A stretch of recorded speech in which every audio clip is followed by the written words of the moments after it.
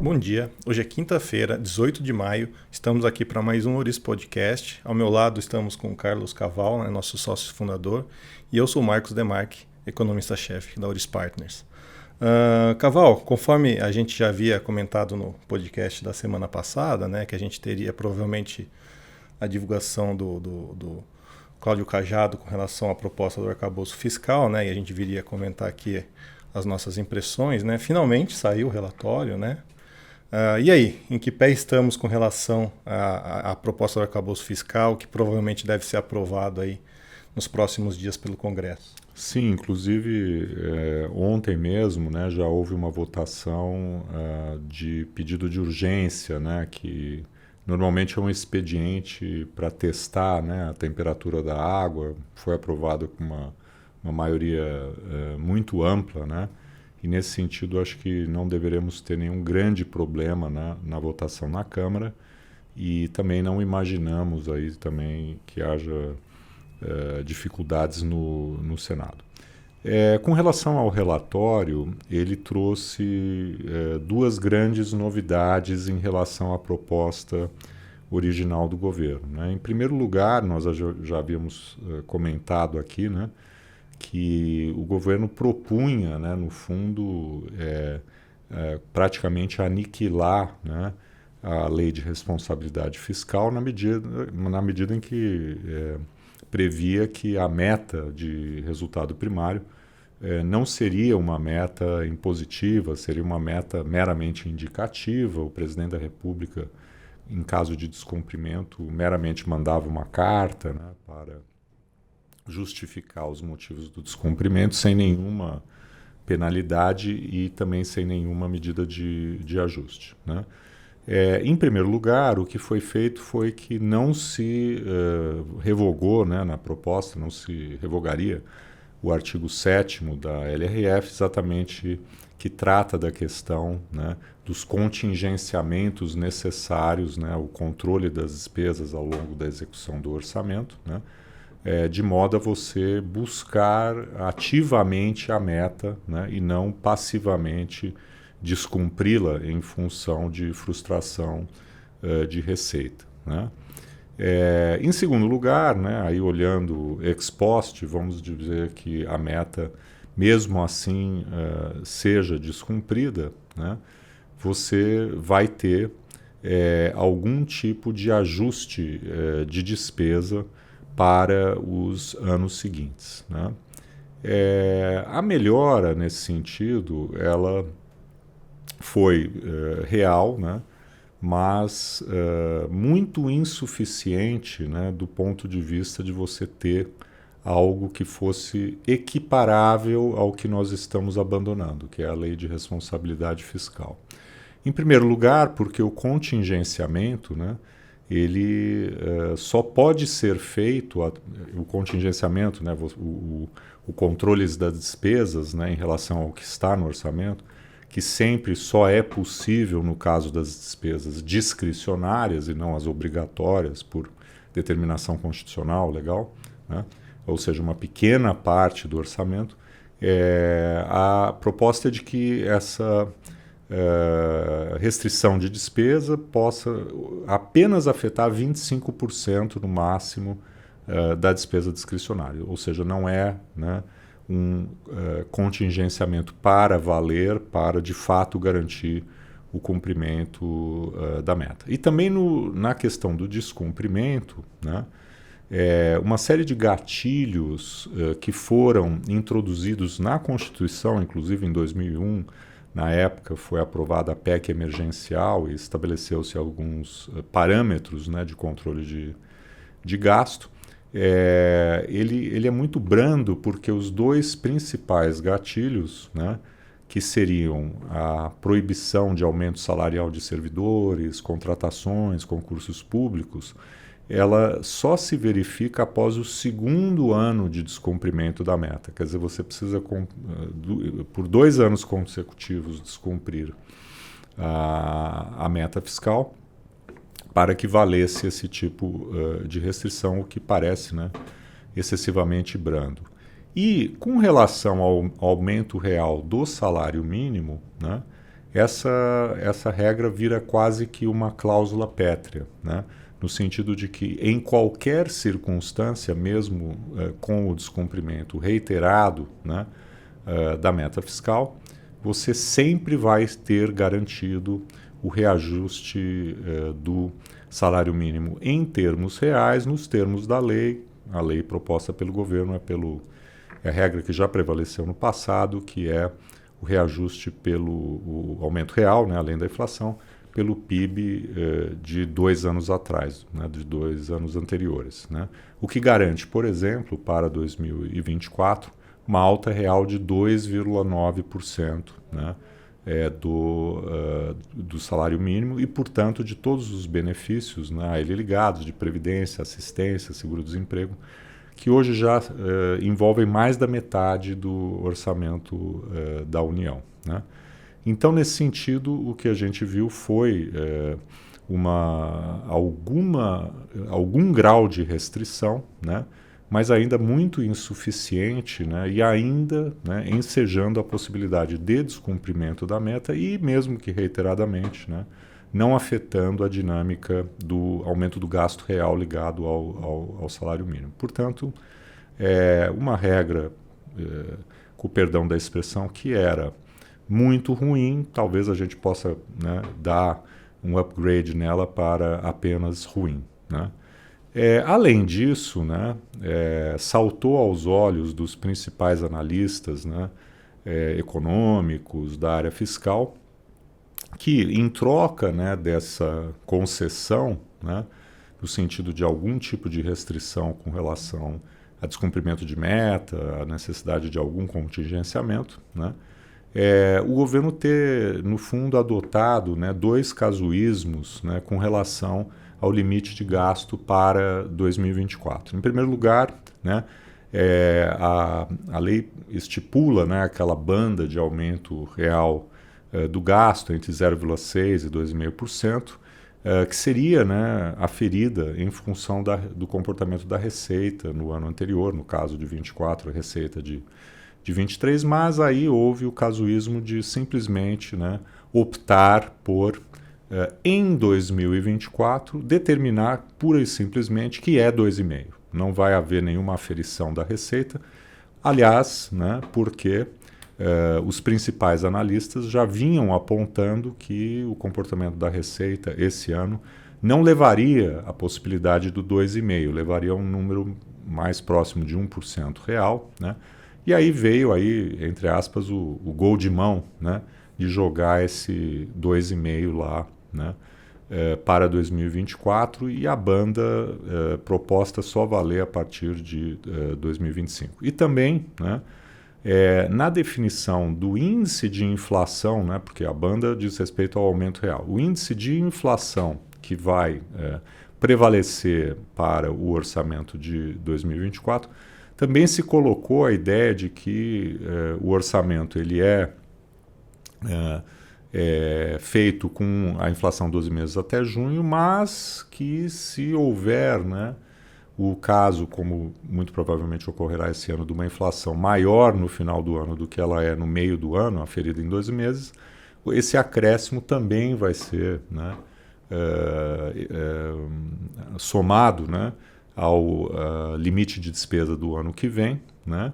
E, inclusive, isso servirá de base para o cálculo do gasto de 2025. Vamos recuar no tempo, né, e lembrar que, por força da PEC de transição, que nós já tratamos aqui em outro momento, o gasto de 2023 já foi inflado naqueles 200 bilhões, né? Então a gente já partiu de um patamar de gasto muito confortável em cima do qual você vai jogar, né, 2,5% de gasto real para o ano que vem, a base para 2025 vai ficar também inflada, né? Então, de fato, se confirma aqui, né, até por conta desses casuísmos introduzidos aí na última hora, que o governo, no fundo, intenciona com essa lei é ter um espaço muito grande para ampliação de gasto, né?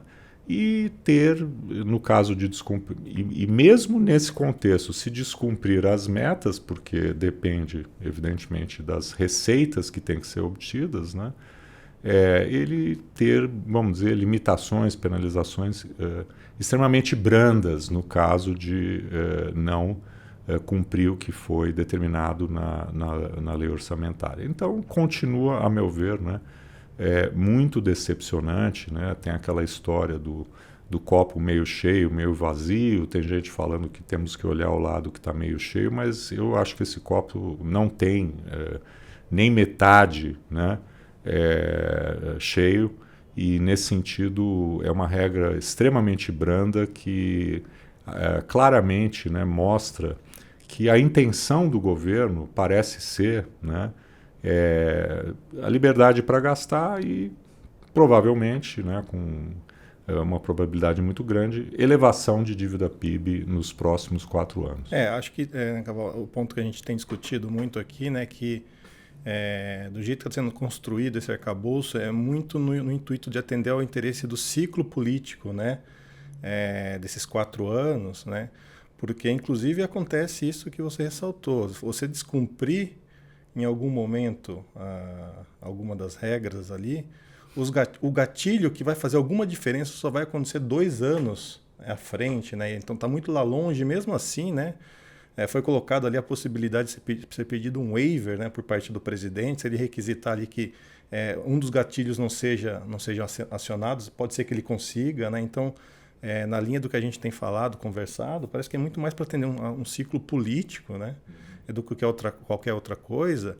E também, só para trazer um pouco dos números, né, você citou a história da PEC da transição, que adicionou quase 200 bilhões de reais de gasto para esse ano, né? Essas 2 escapatórias aí que a gente viu na proposta, né, de inflação poder ser mais alta, né, e você já partir do teto de reajuste para gasto no que vem, é alguma coisa que pode beirar 70, 80 bilhões de reais, né? Então, assim, a gente está falando que em 2 anos a gente vai garantir aí quase 300 bilhões de reais a mais para esse governo. Exato. Gastar não é pouca coisa, né? É muito estímulo na economia, inclusive. Essa conta, inclusive, foi feita, hoje está na Folha de São Paulo, pelo ex-secretário do Tesouro, Jefferson Bittencourt, né, que está hoje na Asa Investments, né?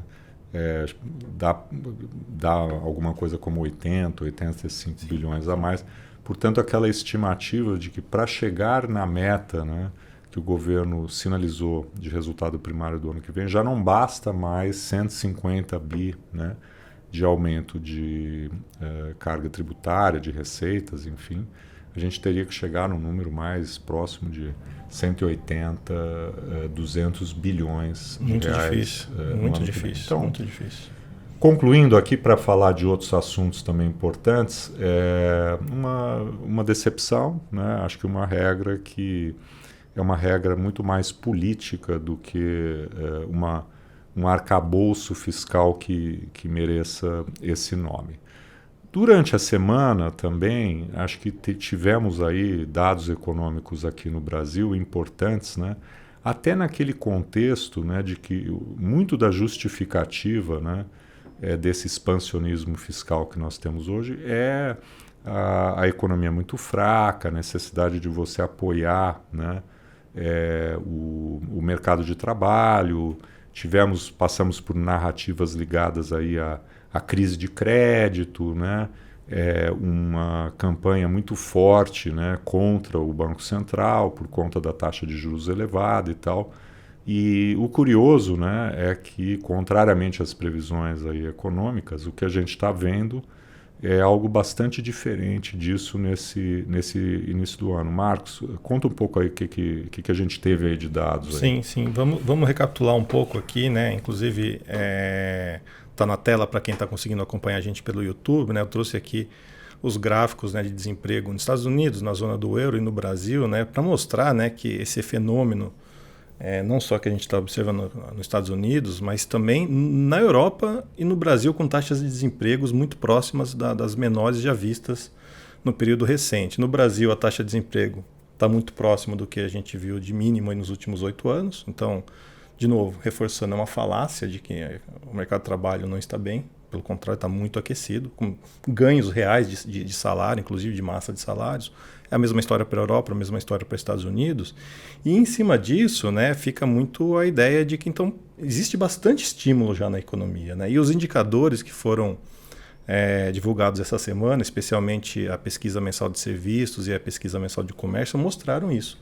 Ambas as pesquisas aí já referentes ao mês de março, né, o mês que encerra o trimestre, né, mostraram números superiores ao que se imaginava, né, levou os economistas a gente pensar num PIB bastante elevado para esse primeiro TRI, né?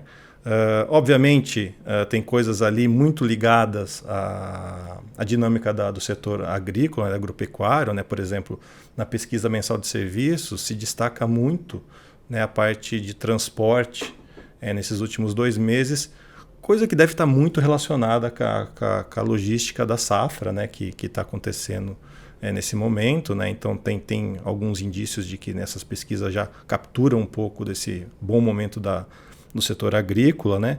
Mas ali também a gente vê coisas um pouco mais estranhas que a gente tem dificuldade de entender, né? Por exemplo, subindo bem nesses últimos meses as vendas de automóveis.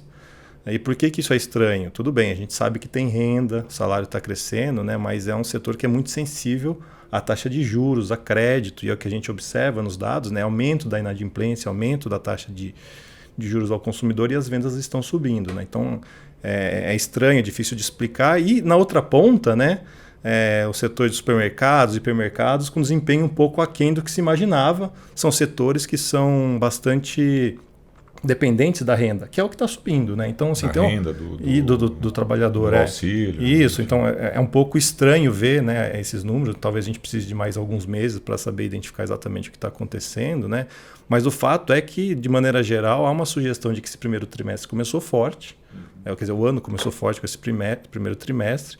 Um crescimento que pode ficar entre 1 e 1,5 aí quando for divulgado pelo IBGE, né? Só para você ter uma ideia, quando a gente anualiza, né, o número, né, que é o jeito que os americanos gostam de olhar o PIB, a gente está falando de um PIB que pode chegar perto de 5%, né? E nesse sentido, Caval, é interessante, né, porque a gente vê que existe a necessidade, por conta disso, né, da política monetária seguir restritiva, né?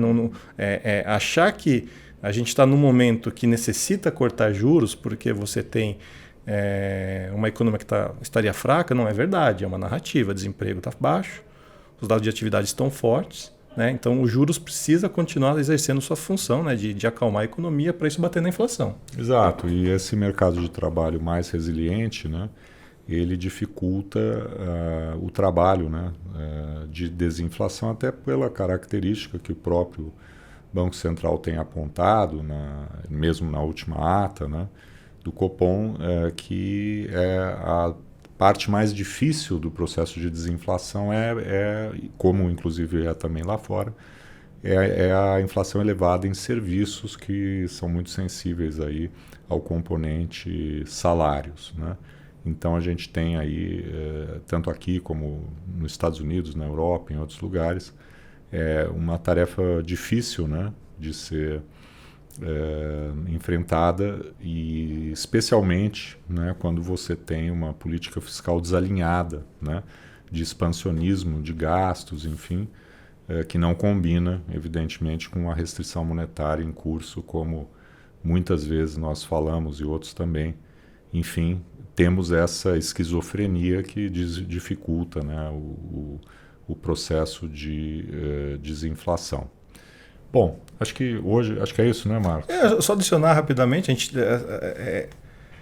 a gente tem esse processo de desinflação, né, que na parte do núcleo, né, é mais difícil, como você tem falado, né, mas talvez a gente vá acumular aí nas próximas semanas ou meses algumas notícias positivas na inflação cheia, por conta do dólar em queda, por conta de alguns preços de alimentos também em queda, né? Então, na margem, a gente pode ver alguns números aí um pouco mais positivos, mas nessa altura do campeonato, o próprio Banco Central tem ressaltado, né? Vamos olhar os núcleos, ali que interessa para a gente estar analisando mais os efeitos da política monetária. Então, eu deixaria esse toque aqui, tomar um pouco de cuidado na hora de olhar a inflação, que a gente vai observar já imediatamente, né, algum efeito positivo por conta das medidas aí que a Petrobras anunciou, mas o que interessa muito é o que está acontecendo abaixo da superfície nesse momento.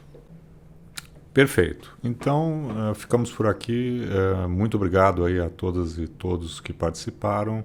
E semana que vem voltamos aí com mais um Oris Podcast para dar um pouco de foco nos mercados financeiros internacionais, inclusive com a participação do Felipe Monteiro, que é hoje o nosso membro, né, em Miami da Oris US. Vamos fazer, portanto, um Oris Connection na semana que vem.